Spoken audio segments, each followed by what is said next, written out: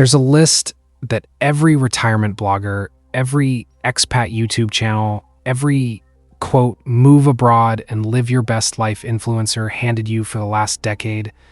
Same 6 places. Over and over. Bali, Lisbon, Medellín, Chiang Mai, Tulum, a couple more.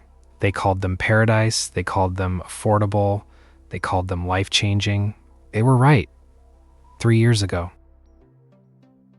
Here's what they're not telling you now. Those same places, the ones plastered across every retire on $2,000 a month article you've ever read, have been quietly, and in some cases not so quietly, falling apart.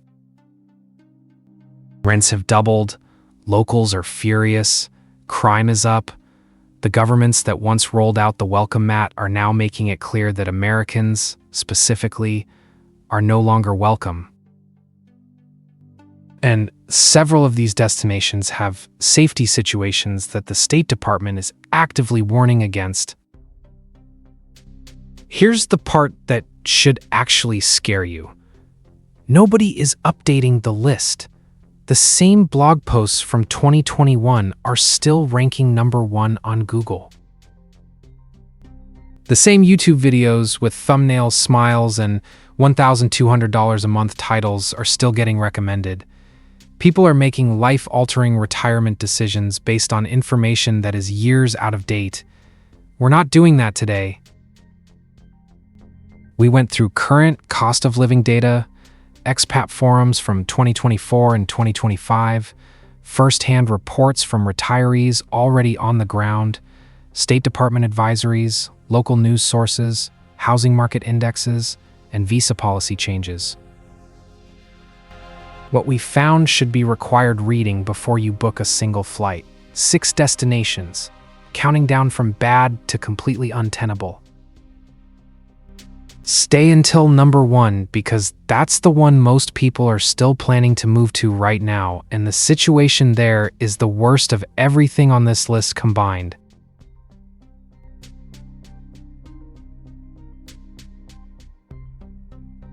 Before we start, here's how we built this. Cost of living data from Numbeo, the most consistently updated expat cost database on the internet. Expat forums including Reddit's r/expats, r/retirement, and destination-specific communities with thousands of active members posting current, on-the-ground reports. U.S. State Department travel advisories, current as of this recording, local English language news sources in each country, visa policy announcements from the relevant government immigration authorities, and first-hand accounts from retirees who moved to these places when the hype was at its peak, and who are now either leaving, already left, or deeply regretting staying.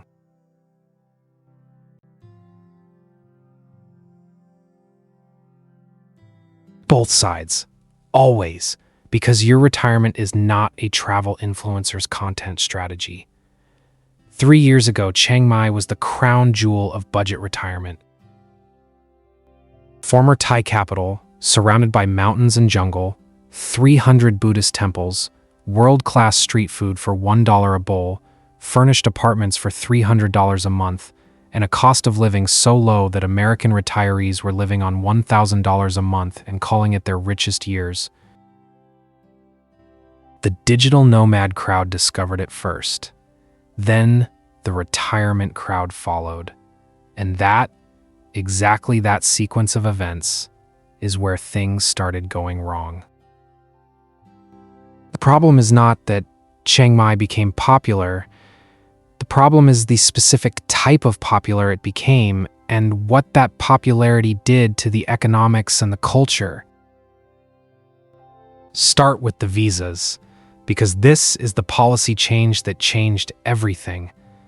Thailand's retirement visa, the non-immigrant OA, still exists, but the enforcement around it has become significantly stricter and more inconsistent. For years, expats ran what they called visa runs, quick border hops to reset their stay. Thai immigration cracked down hard.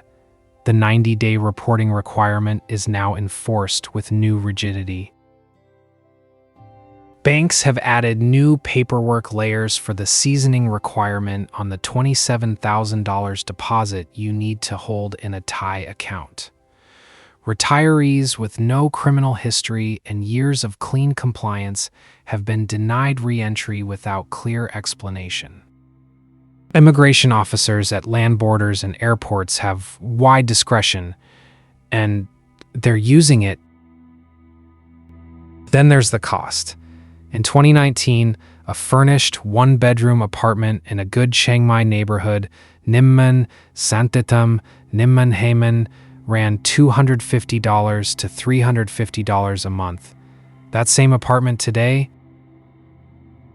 $500 to $750 in desirable areas, with some listings pushing $900.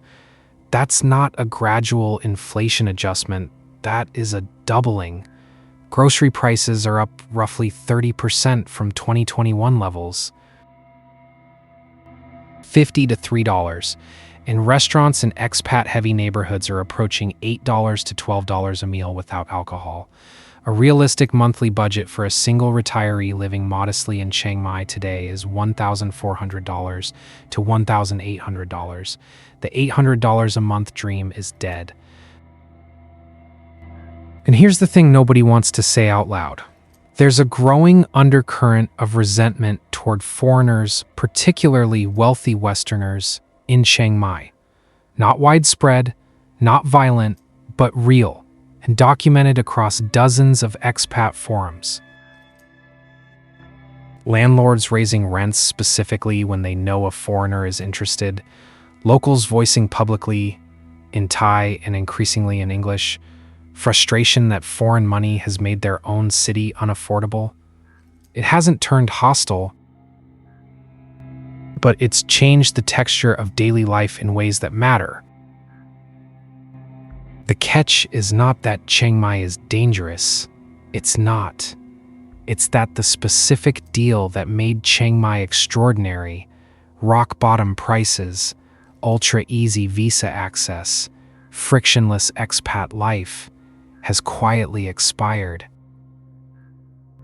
What you're getting now is a middling Southeast Asian city at prices that are approaching Lisbon or Porto in cost, but without the EU infrastructure or the Mediterranean climate.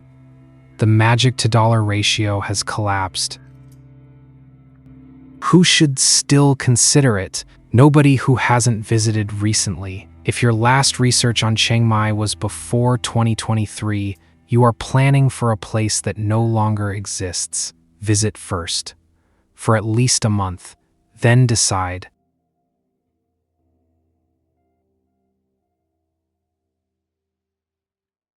Portugal deserves its own separate conversation from Lisbon, so we're starting here. Porto, the Silver Coast, the Alentejo region, these were the smart money plays 3 years ago. Lisbon was already getting expensive, so the savvy expats went an hour north or an hour south and found all the same Portugal magic for half the price. Gorgeous coastline, superb wine, world-class food, EU stability, warm people, the non-habitual resident tax program, NHR, that gave foreign retirees a flat 10% tax rate on foreign pension income for 10 years. It was almost too good. Then, the Portuguese government abolished the NHR program at the end of 2023. That one sentence should stop you cold if you're planning a Portugal retirement. The NHR, the single biggest financial advantage that made Portugal's numbers work for American retirees, is gone. It was replaced with a new incentive scheme called IFICI, but it is meaningfully less generous and is specifically targeted at workers in certain fields, not retirees drawing foreign pensions. The flat tax advantage that made Portugal the smartest tax move for an American expat pensioner has, for new applicants, essentially evaporated. Housing prices tell the rest of the story. Porto saw rent increases of over 40% between 2021 and 2024 in popular neighborhoods like Bonfim and Sedofeita. The Silver Coast towns, Caldas da Rainha, Figueira da Foz, Nazaré, held on longer, but expat discovery has driven prices up 25 to 35% in the last 2 years. A furnished one-bedroom in a desirable Porto neighborhood that cost $700 in 2021 now runs $1,100 to $1,400. Outside the city in smaller towns, you can still find $700 to $900, but the inventory is tight and competition from European retirees is ferocious. There's also a visa bottleneck that has become genuinely chronic. Portugal's immigration agency, AIMA, which replaced SEF after a restructuring, has a backlog measured in years, not months.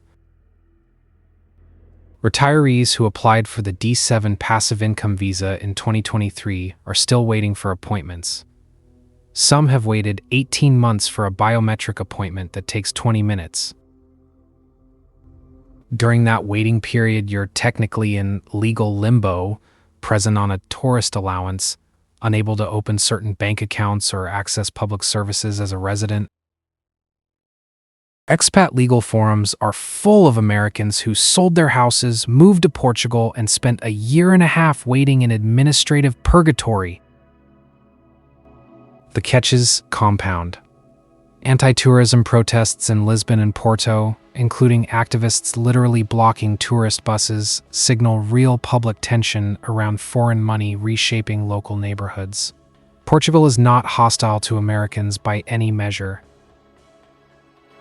But the frictionless, affordable, tax-efficient Portugal that retirees planned for in 2021 and 2022 has been replaced by something more complicated, more expensive, and bureaucratically far slower. The verdict: Portugal is still beautiful. The quality of life when you get there is still excellent.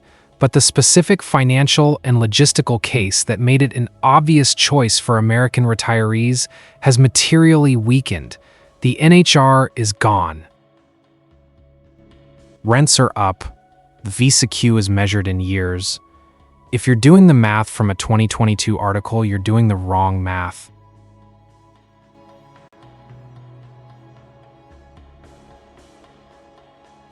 Let's talk about the Medellín story, because it is genuinely extraordinary, and not in the way the travel influencers mean it. 10 years ago, nobody was recommending Medellín for retirement. The city had one of the highest murder rates on Earth in the 1990s. Then it transformed, genuinely transformed. New infrastructure, cable cars, escalators connecting hillside communities, a revitalized downtown, an influx of tech companies, a thriving art scene, spring-like weather at 5,000 feet elevation, and costs of living that were absurdly low by US standards. By 2018, 2019, 2020, Medellín was being called the comeback city of the century. Expats arrived in waves. Here is what happened next. The expat wave was so large, so concentrated in specific neighborhoods, El Poblado, Laureles, Envigado, that it created its own economic distortion. Rents in El Poblado have increased 80 to 120% since 2019 in real dollar terms. A furnished one-bedroom that cost $400 in El Poblado in 2020 now costs $800 to $1,100. The neighborhood has been described by long-term Colombian residents as having undergone a process of external takeover. and that term is being used deliberately and publicly by locals. Bars, restaurants, and services have adjusted their prices to cater to international visitors rather than local residents. The quote, authentic Medellín experience that sold the original dream has been pushed further from the city center as gentrification ripples outward. But the cost story is secondary to the safety story. Medellín's security improvements were real but fragile, and they have been significantly reversed. In 2023 and 2024, extortion of foreign business owners and expat residents increased sharply. Kidnapping for ransom of foreigners, while still relatively rare, has returned as a documented threat in ways not seen in over a decade. Multiple criminal organizations, FARC dissidents, the Gulf Clan cartel, and local criminal networks called combos are actively contesting territory in parts of the city. El Poblado and Laureles remain the most insulated zones, but the idea that the security problem exists only outside the expat bubble is increasingly false. Read that carefully. The specific region Medellín sits in has a higher advisory than the country baseline. That is not nothing. There's also been a documented increase in scams specifically targeting foreign retirees. Burundinga drugging incidents, romance-based theft, and robbery in taxis remain ongoing risks that multiple expat communities actively warn newcomers about in detailed, regularly updated posts. The honest verdict: Medellín is not an impossible place to retire. Thousands of expats are still there, and some love it. But the specific combination that made it famous, safe enough, cheap enough, beautiful enough, is all three somewhat less true than it was 3 years ago, while the awareness of all its risks is significantly higher. If you're going to Medellín in 2025, you need current, hyper-local intelligence, not a YouTube video from 2021. The neighborhood you choose, the floor you live on, the times you go out, the transportation you use, all of it matters more than it did. It is no longer a place where you can arrive casually and figure it out.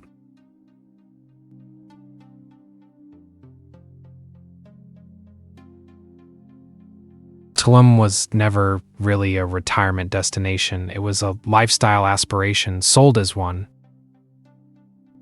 And somewhere along the way, the line between influencer vacation spot and place where real people can build real lives got completely erased in the content. Let's be clear about what Tulum actually is and what has happened to it. 3 years ago, Tulum had a specific appeal. Yes, it was overpriced by Mexico standards, always was, but you could find a casita rental in the jungle, close to the beach, at $600 to $900 a month. The water was surreal turquoise, the cenotes were spectacular, there was a wellness meets adventure vibe that appealed to a certain type of retirement dreamer, and it was Mexico, close to the US, easy flights, familiar food. Here is what has happened since. First, the infrastructure crisis, which is not a metaphor. Tulum's sewage and water treatment systems were never designed for the population they're now serving, and they have failed. Raw sewage discharge into the ocean and into the groundwater, which feeds those cenotes, has been documented extensively by environmental scientists and Mexican government inspectors. The cenotes that were one of Tulum's signature draws have tested positive for pharmaceutical residues, fecal bacteria, and sunscreen chemicals at levels that environmental groups call alarming. The water you're drinking, the water you're swimming in, the beaches you're visiting, the environmental contamination is real and ongoing. Second, the security deterioration. Tulum sits in Quintana Roo, and the tourist corridor from Cancun through Playa del Carmen to Tulum has seen a disturbing increase in violent crime. In 2021 and 2022, multiple foreign tourists were killed in crossfire between cartel factions at tourist locations. Stray bullet incidents at beach clubs and nightlife venues are documented. The U.S. Embassy has issued specific alerts about Quintana Roo. The cartels that control drug distribution in the tourist zone have expanded their operations, and the violence associated with that expansion has touched spaces that were previously considered safe. Third, the cost. Rents in desirable Tulum areas have exploded alongside the real estate speculation. Foreign investors bought up land during the pandemic. Construction has been essentially unregulated, and the result is a rental market where a decent furnished apartment in the Beach Road zone now runs $1,200 to $2,500 a month, pricing that competes with Miami or Austin without anything remotely resembling Miami or Austin infrastructure, healthcare, or rule of law. The math stopped making sense. Fourth, Tulum specifically lacks the practical retirement infrastructure that makes a place livable long-term. No major hospital. The nearest serious medical facility is an hour-plus drive to Playa del Carmen or Cancun. The roads flood during rain season. The power grid is unreliable. The internet is inconsistent. This is a place designed for a one-week vacation experience, not a 20-year retirement. The verdict. Tulum as a retirement destination was always more of a fantasy than a plan. In 2025, it's a fantasy with genuine environmental and security hazards attached. If the Tulum dream is specifically what you want, Yucatan Peninsula, cenotes, that Caribbean color palette, there are better versions of it. Bacalar, further south, is quieter, cheaper, and doesn't have the same cartel density. Merida, inland, offers real infrastructure, a proper expat community, excellent healthcare, and costs that make actual financial sense. Tulum is not it anymore.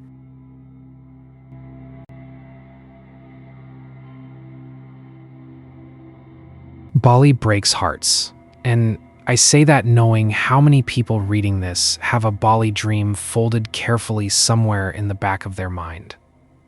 Bali is genuinely one of the most beautiful places on earth. The rice terraces, the temples, the ceremonies, the volcanic landscapes, the warmth of Balinese culture, none of that is marketing. It's real. And for a window that lasted roughly from 2015 to 2022, Bali was also an affordable, accessible, English workable place where retirees and remote workers could build surprisingly good lives on very little money. That window is now closed, and the Indonesian government shut it deliberately. Start with the visa situation, because it's the most important thing. Indonesia does not have a dedicated retirement visa in the conventional sense. For years, expats operated on a combination of tourist visas, social visas, and limited stay permits, stringing together extensions and border runs.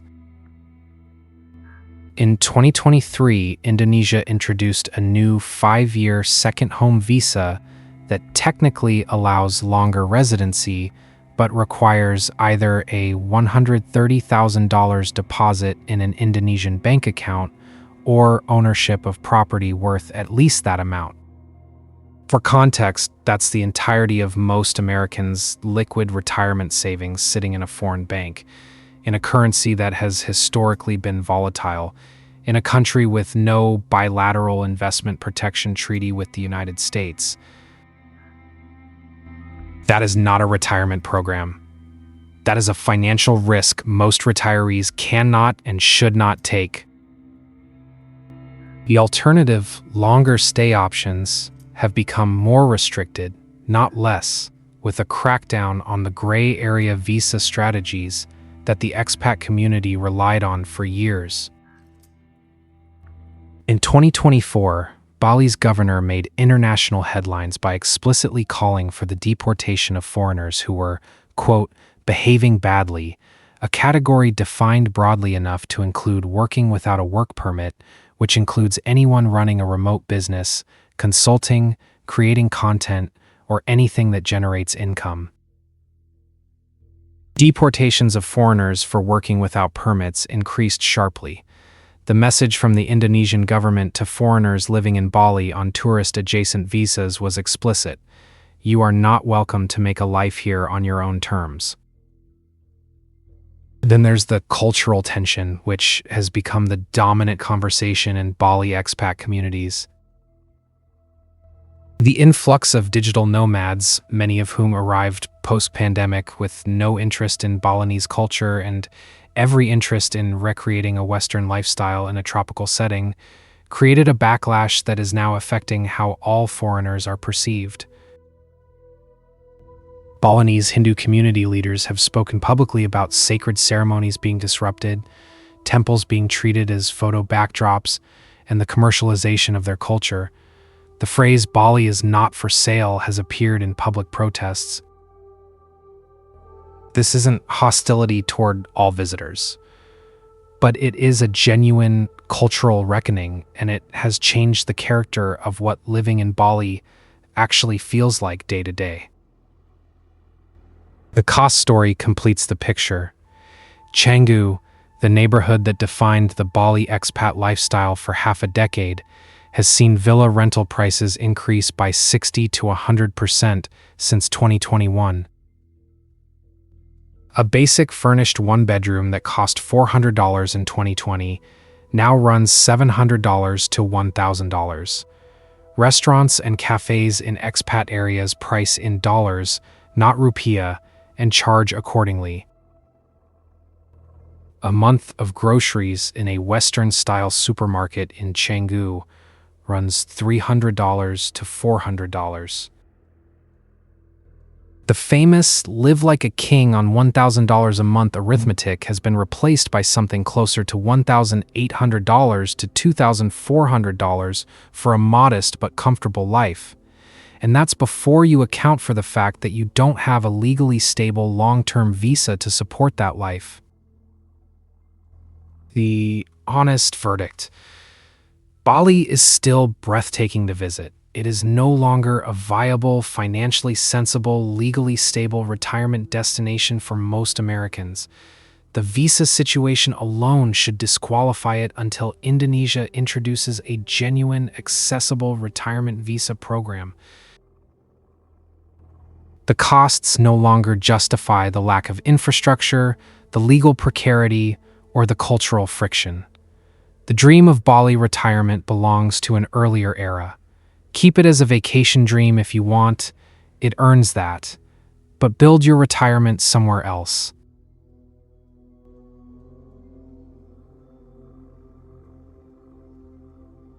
We separated Lisbon from the rest of Portugal intentionally, because Lisbon deserves its own category. The other 5 places on this list are bad or getting worse. Lisbon has become something more specific. A cautionary tale about what happens when a destination becomes so famous that fame itself destroys the thing people came for. 10 years ago, Lisbon was a secret that the savvy found early. A European capital that felt like a village. Cobblestone streets, fado music drifting from open windows, extraordinary food, warm people, architectural beauty that hadn't been touched by modern development money, and prices so low they seemed like a mistake. A one-bedroom apartment in Alfama or Moraria, the historic heart of the city, rented for $500 to $700. The weather was extraordinary. The warmest major capital in Europe, over 290 days of sunshine, the Atlantic right there at the end of the tram line. Then came the articles. Then came the YouTube videos. Then came the influencers. Then came the digital nomads. Then came the tech companies. And then came a specific policy, the NHR, the non-habitual resident tax regime, that gave wealthy foreigners a decade of reduced taxes on foreign income, actively incentivizing their arrival. Lisbon went from secret to sensation in roughly 4 years, and by 2022, it had become the most expensive mid-sized city in southern Europe for rental housing. Here are the current numbers, because numbers are the only honest language for this conversation. A furnished one-bedroom apartment in central Lisbon, Príncipe Real, Intendente, Moraria, any of the neighborhoods that made the city famous, now rents for $1,800 to $2,800 a month. You read that correctly. The neighborhood that was $600 in 2017 is $2,400 in 2025. Rent in Lisbon has increased by an average of 62% in real terms since 2019, according to the Portuguese National Institute of Statistics. That rate of increase makes Lisbon the fastest rising rental market in the European Union over that period. For Portuguese residents, this is a housing crisis. A local teacher or nurse making a Portuguese wage cannot afford to live in the city they grew up in. That's not just an economic story. It's a social rupture that has changed the political temperature of the entire country. The political response was swift and sweeping. In 2023, the Portuguese government terminated the Golden Visa real estate investment program that had been funneling foreign capital into Lisbon property. In the same year, as mentioned earlier, the NHR tax program, the cornerstone of the financial case for retiring to Portugal, was abolished for new applicants. The government explicitly stated that these programs were contributing to a housing crisis that was making life unaffordable for Portuguese citizens. In other words, the policies that made Portugal attractive to foreign retirees were canceled because foreign retirees and foreign investors had driven up costs to a point that the government considered socially unsustainable. The public sentiment has followed the policy. Anti-gentrification protests in Lisbon have been consistent and vocal since 2022. Graffiti in English, specifically aimed at foreign visitors and residents, has appeared across neighborhoods in central Lisbon. The general population of Lisbon holds no particular hostility toward individual Americans. But the political and cultural mood around foreign residency, foreign investment, and the quote, digital nomad category of expat is hostile in a way that has no precedent in modern Portuguese history. You will feel it if you live there. Long-term expats who arrived in 2018 and 2019 and loved the city describe a different feeling in the streets now. Not dangerous, but different. Less welcoming at the structural level. And then there's the visa queue, which, for Lisbon more than anywhere else in Portugal, is a genuine barrier. The IMA backlog, Portugal's restructured immigration authority, is estimated to be over 400,000 unresolved cases. Appointment wait times for the D7 visa biometric step have been reported at 12 to 24 months in some cohorts. During that period, you are legally in a gray zone. You can be present in Portugal. You cannot be a formal resident. Banks will often refuse to open accounts without residency documentation. Your tax situation is unresolved. Your healthcare access is limited to emergency services and private pay. This is not a minor inconvenience. It is a structural blockage that has led to hundreds of Americans abandoning the process entirely after already beginning to build their lives in Portugal. The compound picture. Rents at $2,000 to $2,800 for a one-bedroom. NHR abolished. Golden visa dead. Public sentiment shifted. Immigration backlog measured in years. A D7 passive income visa requirement of €760 per month in provable income, which sounds low until you layer in the actual cost of living. Lisbon in 2025 costs more, requires more bureaucratic patience, offers fewer tax advantages, and comes with more visible cultural friction than at any point in the last 15 years. What's left is still a beautiful city. The light in Lisbon is real. The food is real. The wine is real. The trams are real and they're still running.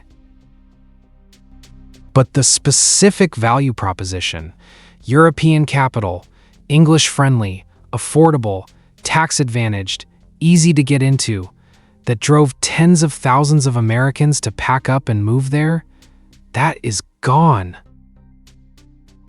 Lisbon is number one on this list because it was the biggest promise, and the biggest promise has had the hardest fall.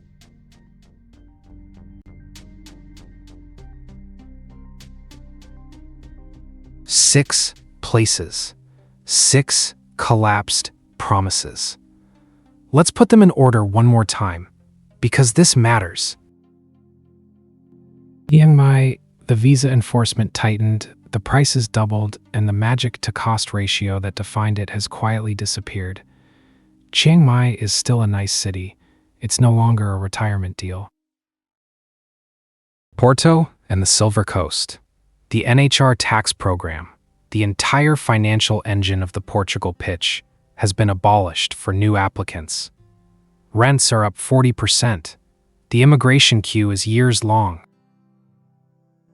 Medellín security has deteriorated in documented, specific ways.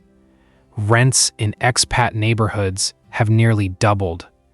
The State Department advisory for Antioquia, the region Medellín sits in, is level 3. Tulum, environmental contamination of the water and cenotes is real and documented. Cartel-related violence has reached tourist locations. The cost has gone from budget to expensive without any improvement in infrastructure. Bali, Indonesia has no accessible retirement visa. The government has explicitly and publicly told foreigners living there on tourist-adjacent arrangements that they are not welcome on those terms. The cost has doubled. The cultural friction is real. And Lisbon, the fastest rising rental market in the EU, the flagship tax advantage gone, the immigration backlog in years, anti-gentrification sentiment is the loudest it has ever been. Here's the honest conclusion. None of this means retiring abroad is wrong. It means retiring abroad based on outdated information is wrong. The world does not stay still while you finish your research. A city that was extraordinary for expats in 2021 is not automatically extraordinary in 2025. The data changes, the policies change, the politics change, the costs change. And the cost of arriving somewhere based on old information, having sold your house and made the move, is not a blog post correction, it's your life. Do the research, use current sources, visit first, not for a week, for a month. Talk to people who live there now, not people who lived there 3 years ago. And stay tuned, because we've also built the counter list. The destinations that are currently underrated, genuinely affordable, and still offering what these places used to. The places where the window is open right now, before the articles find them. That's the next one. It's worth your time. The world is wider than you think, but not all of it is waiting for you. Know the difference.